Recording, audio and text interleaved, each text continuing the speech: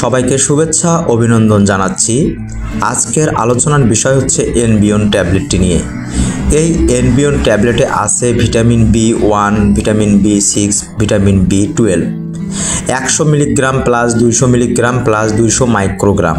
প্রস্তুতকারক হচ্ছে Navana pharmaceuticals limited. এটির মূল্য হচ্ছে 10 টাকা প্রতি পিস। তো এই এনবিয়ন ট্যাবলেটটি আমরা কোন কোন রোগের জন্য সেবন করে থাকি, এটিতে কোন কোন উপাদানগুলো রয়েছে, এটি আমরা কিভাবে সেবন করব, পার্শ্ব প্রতিক্রিয়া আছে কি না, সতর্কতা সহ সম্পূর্ণ বিষয়গুলো আজকের এই ভিডিওটির মাধ্যমে তুলে ধরার চেষ্টা করব। প্রথমে আমরা জেনে নেই এটি আমরা কোন কোন রোগের জন্য সেবন করে থাকি।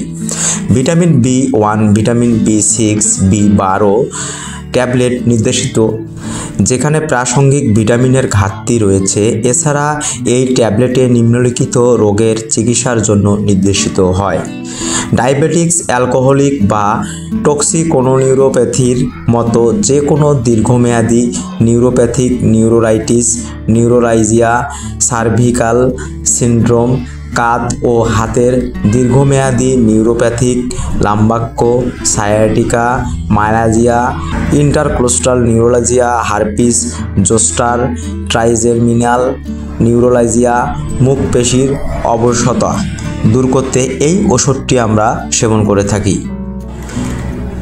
মাত্রা ও সেবনবিধি: ট্যাবলেট দিনে 1 থেকে 3টি করে ট্যাবলেট সেবন করতে পারবেন অথবা চিকিৎসকের পরামর্শ অনুযায়ী সেবন করতে হবে।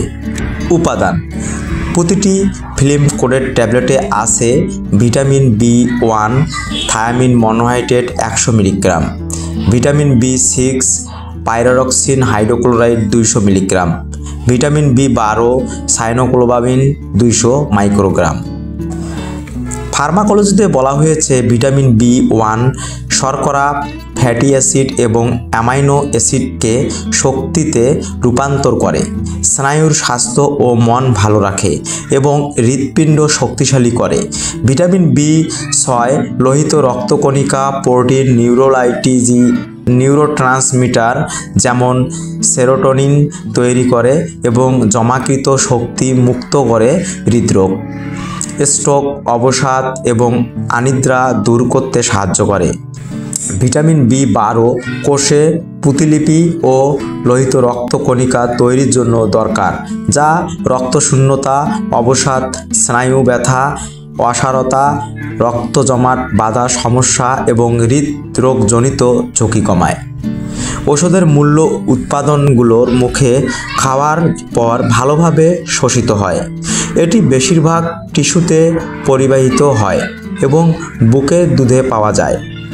কোষের ভিতরে থায়ামিন ডাইফসফেট হিসেবে থাকে, যা দেহের ভিতরে লক্ষণীয় মাত্রা সঞ্চিত থাকে না এবং অতিরিক্ত পরিমাণ থায়ামিন মূত্রের মাধ্যমে অপরিবর্তিত অবস্থায় অথবা মেটাবলাইট হিসেবে বের হয়ে যায়।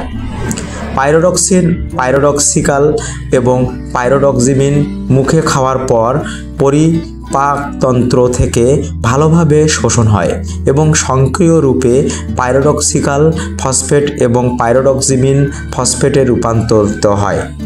এগুলো প্রধানত যকৃতে সঞ্চিত অবস্থায় থাকে, যেখান থেকে জারিত হয়ে 4 পাইরোডক্সিন অ্যাসিড এবং অন্যান্য নিষ্ক্রিয় মেটাবলাইট হিসেবে মূত্রের মাধ্যমে বের হয়ে যায়।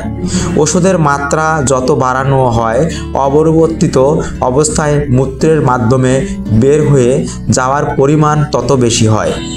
ওষুধের মিথস্ক্রিয়া: এখন পর্যন্ত তেমন কোনো উল্লেখযোগ্য তথ্য পাওয়া যায়নি। প্রতি নির্দেশনা: যেসব রোগী লেভোডোপা গ্রহণ করে থাকে বা যারা এই ওষুধের কোনো উপাদানের প্রতি অতিমাত্রায় সংবেদনশীল তাদের ক্ষেত্রে ব্যবহার করা যাবে না। পার্শ্ব প্রতিক্রিয়া: সাধারণত পার্শ্ব প্রতিক্রিয়া দেখা যায় না, কিন্তু কিছু ক্ষেত্রে অ্যালার্জির প্রতিক্রিয়া দেখা যায়। গর্ভ অবস্থায় ও স্তন্যকালে মুখে সেব্য ট্যাবলেট অনুমোদিত, কিন্তু ইনজেকশনের ব্যবহারের বেনজাইল অ্যালকোহলের উপস্থিতির কারণে অনুমোদিত নয়। সতর্কতা, স্পাইনাল কার্ডের ক্ষয় ডিজেনারেশন আছে এমন রোগীর ক্ষেত্রে সায়ানোকোবালামিন ব্যবহার করা উচিত নয়। সায়ানোকোবালামিনের উচ্চ প্লাজমা ঘনত্ব সংশ্লিষ্ট অপটিক নিউরোপ্যাথিক চিকিৎসার জন্য ভিটামিন বি12 এর সায়ানোকোবালামিন মূল কঠি উপযোগী নয়। সংরক্ষণ হচ্ছে শিশুদের নাগালের বাইরে রাখুন, আলো থেকে দূরে এবং ঠান্ডা 25 ডিগ্রি সেলসিয়াস তাপমাত্রার নিচে ও শুষ্ক স্থানে রাখতে হবে। তো বন্ধুরা, আপনারা জানলেন এই এনবিয়ন ট্যাবলেটটি আমরা কোন কোন রোগের জন্য সেবন করে থাকি, কিভাবে সেবন করতে হয়, সম্পূর্ণ বিষয়গুলো আমি তুলে ধরার চেষ্টা করলাম। আপনারা সবাই ভালো থাকবেন, সুস্থ থাকবেন।